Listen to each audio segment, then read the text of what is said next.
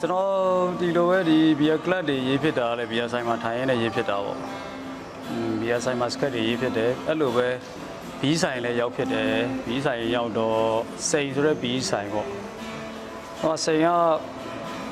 ကတငယ်ချင်းတွေအများကြီးရှိရယ်ကျွန်တော်တငယ်ချင်းဖြစ်သွားတာပေါ့ထိုင်ရင်းနဲ့ဘီးတောက်ကြရတယ်လုပ်ငန်းပုံစံတွေကတယောက်နဲ့တယောက်မတူကြဘူးပေါ့လေမျိုးပေါ့အဲ့လိုမျိုးပေါ့ဘီးဆိုင်မှာထိုင်မျိုးလည်းပညာတတ်တွေလည်းရှိရယ်လူပြသမားတွေရှိရယ်အဲ့လိုမျိုးပေါ့တာမန်လက်စားတွေလည်းရှိရယ်သူတို့တွေနဲ့ကျွန်တော်တကယ်ကြီးပြီးတော့သူတို့ရဲ့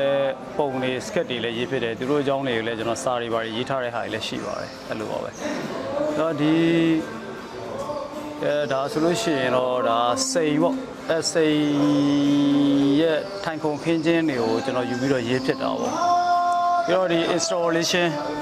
ကလည်းစိန်ရခုံတွေကိုငှားလာတာဒါဆိုစိန်ရခုံဒါဆိုလဲစိန်ရခုံပဲအဲ့ဒါဒီခုံတွေကသူတို့မှာ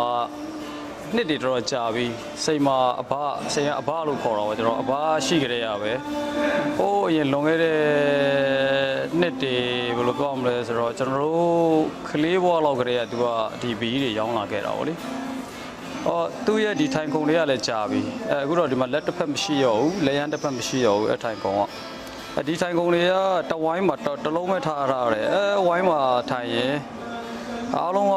ဟိုပေါ့အလေးထားတဲ့လူတယောက်လာလို့ရှိရင်တော့ထိုင်ကုန်မှာပေးထိုင်တဲ့ဟာမျိုးတွေလုပ်တာပေါ့လေဆိုတော့ဒါအစင်လာတစ်ခုလို့ဖြစ်နေတာပေါ့ဒါပေမဲ့ကိုယ်တကယ်ချင်းထိုင်တဲ့ခါကျတော့ဘာလို့မဟုတ်ဘူးအစင်ပြေတဲ့လူထိုင်ကြတဲ့ခါကြီးလည်းရှိရယ်အခင်းချင်းလေးကိုကျွန်တော်လိုချင်လို့ဘီးဆိုင်ကနေပြီးတော့ဒါလေးမလာတယ်ပဲဆိုတော့မှာပြီးတော့ကျွန်တော် installation တွေ wine blend တွေနဲ့ဟိုဟာတွေနဲ့ဒီမှာပဲတစ်ခါတည်းလုပ်ဖြစ်သွားတာပေါ့လေ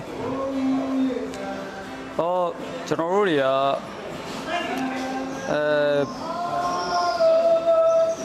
တောက်တယ်ဆိုတော့လေတောက်ချင်းစားချင်းတစ်ခုတည်းမှာပဲ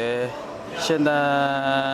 နေတာမျိုးမဟုတ်ပဲနဲ့တစ်ခုခုတစ်စုံတရာကိုဖန်တီးဖို့အတွက်စဉ်းစားတဲ့အခါမှာဒီတောက်ချင်းစားချင်းနဲ့ဖန်တီးမှုကလည်းဆက်ပြီးတော့ဖြစ်လာတယ်လို့တော့ကျွန်တော်ဘက်ကတော့တွေးတာပေါ့လေတကယ်လို့တော့ကျွန်တော်ဒါတွေဘာမှဖန်တီးမှုမလုပ်ဖြစ်ဘူးဆိုလို့ရှိရင်ကျွန်တော်လည်းတာမန်ရဲတောက်နေတဲ့လူရဲသမားတယောက်နဲ့တော့ဘာမှချမှာမဟုတ်ဘူးပေါ့ကျွန်တော်ကဒါကိုဖန်တီးဖြစ်တယ်ဒီပေါ်မှာဖန်တီးဖို့အတွက်လည်းအရင်နေ့တစ်ခုလုပ်သလိုတောက်ခဲ့တာမျိုးတော့မဟုတ်ဘူးတကယ်ချင်းနေနဲ့လည်းတစ်ခါကျမတောက်ဖြစ်တဲ့ခါတွေမှာလည်းထိုင်စကားပြောတယ်သူတို့ဘဝတွေသူတို့အကြောင်းတွေကိုနားထောင်တယ်အဲ့ကနေပြီးတော့ပဲဒီအရသာလေးရခဲ့ရဆိုတော့